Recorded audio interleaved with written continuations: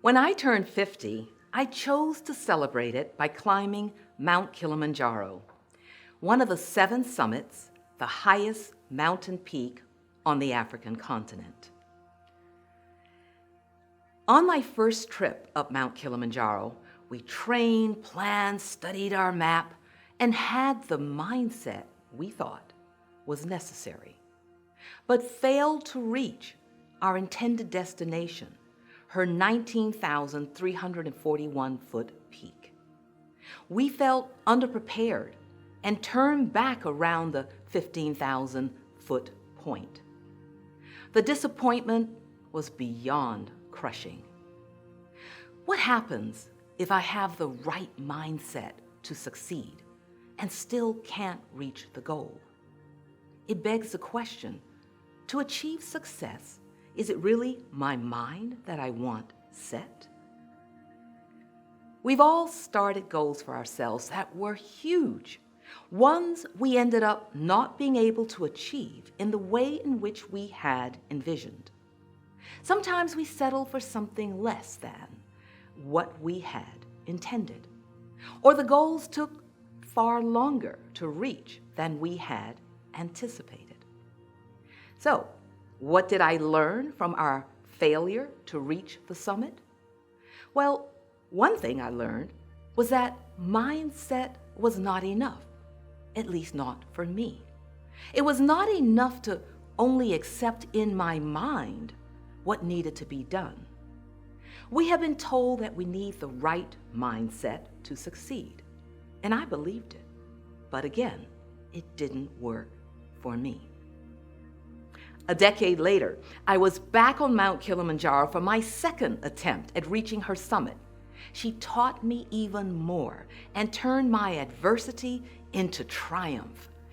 She taught me a series of lessons that would change my viewpoint of what it takes to move ourselves and our teams from where we are to where we need and want to be. Focusing our mind and gaining clarity around what success looks like has always been one of the gold star skills of achievement. But when people approach change with their minds set, they are often left rigid and unable to adapt to what is necessary now. If instead you approach change with your mind open, one that is also in alignment with your heart, you become more agile, stronger, and adaptable. In addition to having a mind open, Mount Kili taught us that it is critical to set your heart on your goal. Heart set is a second approach and another term we have coined to describe and define the attitude, courage, and capacity it takes to embrace the mountains, plateaus, and the valleys too. The techniques and practices to attain the right heart set have a substantial impact on why we think the way we think, how we lead, and what we do. Frankly, we're not taught to believe in ourselves, nor to respect the domain of our heart and emotions. We push back against our heart with the belief that our logical, analytical mind is the primary tool that governs what and how we think, perform, and act. However, I learned that it's our heart energy that is the key source, fueling the thoughts, beliefs, habits, and behaviors that lead toward our ultimate success. Now, what does this have to do with the future of leadership, I hear you ask? Stay on Mount Kilimanjaro with me for a moment longer. We are almost there. The third approach is what follows when we align our heart energy with our mind's strategies. We get our hands on and our feet moving forward. The terrain we faced on Mount Kili included tropical rainforest, alpine desert, and a freezing Arctic condition as well. Likewise, Your goals and life require approaches that match the changes and the twists and turns you are bound to encounter. Our actions must adapt to the challenges before us. Too often, many of us, and yes, I've been there too many times, we've done all the prep work, mapped out what needs to be done, and yet still failed to follow through. We back up, find something else to alter or tweak, anything, but face the difficult steps we need to take. We sometimes don't believe we even have what it takes, that we're not enough. We don't move forward in the places we know we must, and we opt to make headway on things that could, but really should not command our time in the moment. Taking consistent and decisive action requires big, bold steps and an unshakable belief in what you are doing. As easy as this may sound, an optimistic future of leadership requires us to be proactive and anticipating what tools are required on the mountains ahead. If you don't take the first step, you can't take the next. And if you don't take that one and all the steps after that, you're not going to reach the destination you intend and desire to achieve. Now listen to this. It's possible. It's possible to reach your summit, not when you accept what steps must be taken, but when you embrace them. And then you've got to move those hands and feet. There is no other way to climb a mountain. For eons, mountains have been cast as the perfect metaphor for life's challenges. On Mount Kilimanjaro, in my experience of disappointment and triumph, I learned firsthand that mountains are indeed a symbol for challenges, but more importantly, they are also a perfect symbol for opportunities. Almost anything you dream to achieve, to have, or overcome is also, in its own way, a mountain to climb. Okay, let's get back to the future of leadership and bring it into focus. And I'll do that with this example. Too many employees face Monday morning with dread, not because they don't love the work they do, but it's well documented that their bosses are often at the top of their list as a source of job dissatisfaction.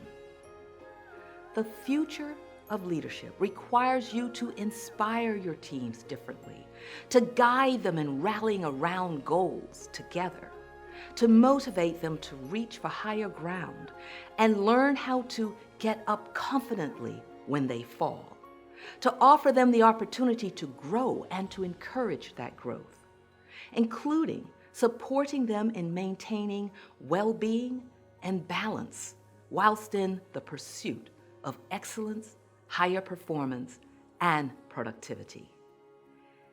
To immerse them in your mission and vision in such a way that they live, breathe, and dream about exploring and reaching goals, theirs and yours, because they want to be an intricate and valued part of company culture and success, because they believe in who they are and what they do, and the benefits they bring to the world.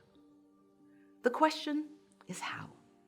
Sounds like quite a mountain to climb, but there is nothing like creating an adventurous collective spirit that is determined and fully aware that it takes a team to climb a mountain. And with your heart set for success, your mind open to your heart's desires and adapting to change, you will be able to keep your hands on and feet moving toward your highest heights. And these are the very principles which made the difference in my successful second attempt to reach Mount Kilimanjaro's 19,341-foot peak at the age of 60. If you want to create positive change, and I know that you do, and be prepared for the future of leadership, I encourage you to explore the transformative power and guidance of your own heart. And when you find yourself in situations where you must adapt to change, reinforce yourself with that very same power. Before I leave you, I'd like to tell you one more story. The story of my very first leader teacher, the one who modeled mind open, heart set, and hands on long before I had the words for it or even understood the principles. As a 13-year-old in 1942, my father began to imagine living and working on the African continent. He held those thoughts and shared them with others. As he got older, he never let that goal leave his mind. He refined his plans and worked diligently toward them, despite the many adversities he faced in years to come. And most importantly, he held a passionate belief that one day his dream would come true. And it did. In 1962, at the age of 33, he took massive action, a big, bold step forward, by leaving Miami, Florida, and moving to the African continent with his young family. And we lived between East and West Africa for the next 18 years. Looking back, I see my father as the brave first model of leadership that I experienced in my young life. He focused on fostering strength and independence in his young family, showing them that the solutions to the questions they find themselves asking are often right there within them. Because that is what good leaders do. They create the future of leadership.